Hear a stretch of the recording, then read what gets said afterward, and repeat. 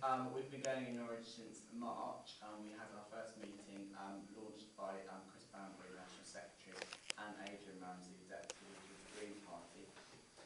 So the purpose of tonight's meeting, protect the welfare state, really two purposes. Firstly, to talk about the alternatives to these cuts, which we believe are terrible, are awful, and that we don't believe there needs to be these cuts.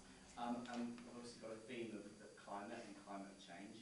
And then to also think about, and I hope the discussion brings this out, to think about how we fight back, because that's what we should all be thinking about, leading up to the demo on the 4th of December. With the coalition government, or the Tory government, this is probably more accurately described, because this government has talked a lot about cuts, We constantly hear about the cuts that need to take place, we have to do it, there's no choice, etc., etc. What the government haven't talked about, and not really a peep out of them in any kind of serious manner, is about emissions cuts or carbon. I mean, we were talking about it earlier, I suspect it's in everybody's minds. The idea that we can't, there's no money for anything anymore, is a lie which is absolutely exposed by the events of the last 24 hours. £7 billion has been found to bail out, not the euro, as the climate skeptics, there you go, the Eurosceptics, would have us believe, but to bail out the banks. Again, in this instance, it's the Irish banks, but we're bailing out the banks. So there is money to invest in putting people into genuinely socially useful work, which helps us to deal with our the key areas in which our society produces emissions. It's 11 tonnes per head of the population in this country. 8 tonnes of that come from the buildings that we live in, the energy we use to heat those buildings, the transport systems that we use, and the broader sort of energy that we use in our everyday life. So if we created 1 million jobs in those sectors, jobs that would allow us to reduce emissions, we would be putting 1 million people into work who need work. You look at the huge rise in unemployment. The students quite rightly were out last week. We'll talk a little bit more about that. That's no future for masses of those young people. No future for they are being thrown onto a scrap heap whilst we ignore a major environmental now, I think, is a new opportunity. With the resistance that is emerging around the question of the crisis and around the question of the cuts, we have an opportunity to link these kind of alternatives to the kind of mass struggle that can challenge the government's own agenda and force an alternative agenda. Exciting about it. The student protests last week were a turning point. We have to see those protests as a turning point. Turning point for 2 reasons, because they broke the idea that in this country we're not going to resist when faced with those kind of attacks on us. We are, and thank God for the students for showing the way, leading the way in that. It was a turning point for the second reason, because it broke the idea that there is a consensus over this idea of the deficit and what we do about the deficit. There's too many conversations prior to that where people were saying, but they won the argument over it, people accept the argument. No, they haven't. They've not debated the argument. They're not in office because they won the argument. They're only in office because they've been held up and propped up by the Liberal Democrats. If they had put that argument, they would never have been elected. That's why their vote didn't actually win them a majority. But it has broken that idea. The students physically broke that idea for us. I was worried Nick was going to introduce me as an economist. I preferred the title on the leaflet, so I'm a Marxist economist. I think economist sounds these days just one step up from being a banker. It's essential for the private sector itself. The one thing they rely on is workers. Without workers, the private sector would be lost. Who pays for workers' education, skills and so on? The public sector. Without education, there would be no workers for these companies to employ where they make their profits from. The health service. If we didn't have the health service, it would be a massive cost on business as well. You've only got to look at the experience of General Motors over the last few years. A major problem they encountered was the increase in health bill, which they had to pay through private health care costs. The health service does this for them. So the idea that the public sector is somehow reliant on the private sector and that somehow they don't benefit. Now that we have these levels of debt, and with our banking system insolvent, with the banks having been taken over by the government, government, we own the majority of banks like RBS and so on, it's clear that this hasn't actually got us out of the crisis. And the private sector is never going to be able to do this. As was mentioned earlier, they're only going to invest where they can make a profit. They're not going to invest for human need. They're not going to invest to improve people's lives. That's not what capitalism is about. We need to have an alternative to this.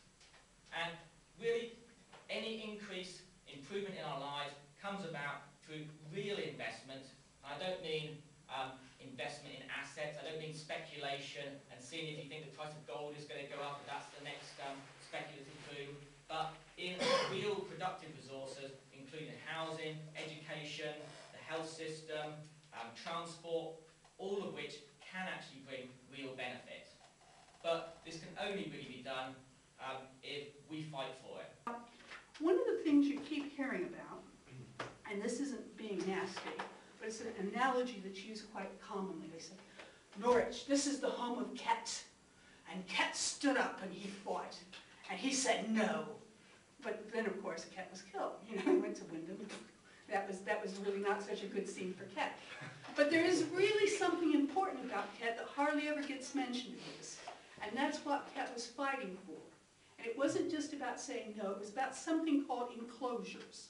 And if you're a bit of a, I don't know, a history idiot like I am, you'll say, what the hell is that? And the answer is, it was about taking something that was owned and used in common by tradition and actually hiving that off so it could be used by a relatively few people.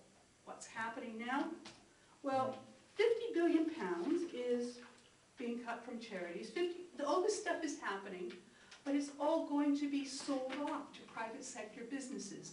The ones that at least are kept, so something like adoptions, for example, they can turn a few quid off of that. They're going to sell that off. This is actually the last of the enclosures. They're taking our public services, and by God, it's Kett struggle all over again, except it's not Mousehole Heath now. It's our public services. This is not any incitement to anything. At the end of September, there was a march in Edinburgh. 20,000 men, women, and children walked down the street. And you know something? I watch television all day because I'm a sad person. And I saw bugger all about that on television. Not a damn word. 20,000 human beings all walked in a cause, and they couldn't even bother to mention it on look east or look west or look any direction. They certainly never looked north, okay? Now, here's the other piece that occurred to me. After the towers were attacked so viciously in London, there was actually some talk I heard of having a national day of mourning for the broken glass in London towers. Now, I'm not saying that that means anything at all, and I'm certainly not trying to incite anything, but sometimes you have to be rather forceful to get your message through. Preventative care services we're really going to see cut, because that's going to cost in the long term. When you take away preventative services, sometime later on it's going to come back and bite you. Youth services are proposed to be cut altogether, so that's going to increase all sorts of problems in the future. Care for adult social services and elderly people, they're removing virtually all the care in the category called people with substantial needs. And they're just going to keep the critical bit going. I think they're even cutting the critical bit as well by some amount. Because if you remove all the care from the substantial people, you create a lot more people going into the critical category straight away. So it just doesn't work apart from being very mean and really. £12 million is going to be cut from family support services. And this agenda across the country is going to make people homeless, it's going to make many more people unemployed, and then those people in a vulnerable position won't have the services they need, the support they need in the safety net. And we have to stand strong and fight them at every point, and we'll do that through the political system, and Green Party councillors will do that where we are councillors on the City Council and the council. But we'll also support the call for peaceful direct action and protest. And As I say to everybody here today, if you can go to one of the 2 key demos on December the 4th, there's one here in Norwich about cuts and there's one in London on the climate. Just try to go to one of those. It's really important that we get out in big numbers and protest about the cuts and about the climate. Let's leave it there. In summer, the Irish Prime Minister won 5th place in Newsweek's top 10 World Leaders of the Year for being the best fiscal task.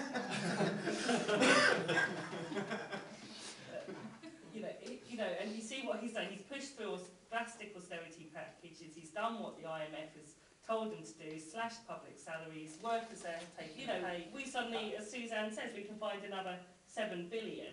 And there's no electoral choice there as far as I can understand it, because all of the parties there are saying there's got to be cuts. It's maybe about the scale of cuts, it's about, Keynesian reforms. And whereas we are saying you should be able to nationalise the banks, socialise credit, stop investing, stop the bankers' bonuses. I see today that the so-called transparency agenda that the government's been so keen to push on the public sector is not going to be translated into the private sector.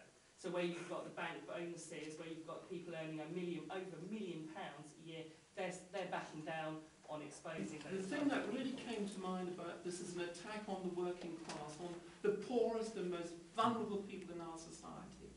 The social housing stuff that's going on today is that they're going to give short-term tenancies and this, that and the other. And basically that chap, what's his name, I can't remember his name, the Tory minister, who kept smiling every time he was giving this speech and justifying it, and saying that, well, the money they're going to make from this, they're going to build new houses. Well, it's money because they're going to increase rent from 20% to 80% or something like that. So the social housing is going to be paid by the poor for the more poor, if you see what I mean. I mean, the march in London, like Nick said, 10,000 people take to the streets. It's hardly mentioned at all. But on the 11th, every single national mainstream newspaper had that same image of that violent anarchist, as they put it, kicking in the window. So things are starting to move. This is what we need now. And I want to talk about a bit about what we're doing on Wednesday at UEA. It's a national day of action, and hopefully, just hopefully, we'll have enough people there to follow suit with Sussex, Goldsmiths, Bristol now as well, and Manchester University, who have all occupied. So I hope you take part from the student movement, and I hope we start to shift the paradigm in this country to a point where everyone can see that we need to stand up for our rights, because it's lives we're talking about here, not just pay increases or something like that, like the newspapers would have people believe. It's people's lives. Thanks. The level of lies that they're coming out of, it's just disgusting. And the way that they just sort of march on in the media saying, oh, we have to cut back, it's rubbish, it's ideological. 1945 showed that if you win the ideological struggle and say we're going to make a right for a kind of society that we want, you can find the economic money and ideas to make that happen. It's really the ideas before anything else. New Labour showed that, because New Labour didn't have any bloody ideas. They just went along with Thatcher's ideas. If they'd actually had some ideas, they might have changed this country, but they didn't. So then we've got another Tory in who's even worse than Thatcher. So that's what I wanted to say. United against fascism is a shield against the rise of fascism, but we also need a sword, and that's what I wanted to say.